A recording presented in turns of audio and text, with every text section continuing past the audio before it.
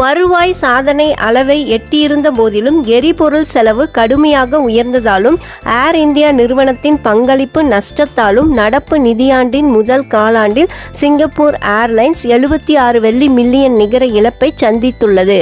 கடந்த ஆண்டின் இதே காலகட்டத்தில் $186.1 மில்லியன் நிகர லாபம் ஈட்டியிருந்த நிலையில் இந்த ஆண்டு நிறுவனம் இழப்பை சந்தித்துள்ளது குறிப்பிடத்தக்கது. நஷ்டத்திற்கான முக்கிய காரணம் எரிபொருள் செலவு 78.5% உயர்வு, மத்திய கிழக்கு பகுதியில் நிலவும் போர் பதற்றங்கள் மற்றும் சர்வதேச சூழல் காரணமாக விமான எரிபொருள் விலை கணிசமாக உயர்ந்துள்ளது. இதனால் நிறுவனத்தின் நிகர எரிபொருள் செலவு மட்டும் $2.25 பில்லியனாக உயர்ந்தது. சிங்கப்பூர் ஏர்லைன்ஸ் நிறுவனம் ஏர் இந்தியாவில் 25.1% பங்குகளை வைத்துள்ளது. ஏர் இந்தியா சந்தித்து வரும் தொடர் செயல்பாட்டு இழப்புகள் சிங்கப்பூர் ஏர்லைன்ஸின் மொத்த வருவாயை பாதித்துள்ளது.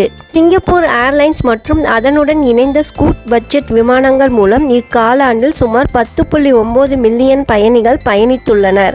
ஏர் இந்தியா நிறுவனத்தில் தற்காலிகமாக நஷ்டம் ஏற்பட்டாலும் அதன் நீண்டகால மறுசீரமைப்பு பணிகளில் டாடா குழுமத்துடன் இணைந்து தொடரப்போவதாக SIA உறுதி அளித்துள்ளது. மேலும் எரிபொருள் விலை உயர்வை சமாளிக்க கட்டணங்களை சீரமைப்பதுடன் பிற சர்வதேச விமான நிறுவனங்களுடனான கூட்டாண்மையை வலுப்படுத்த நடவடிக்கை எடுத்து வருகிறது.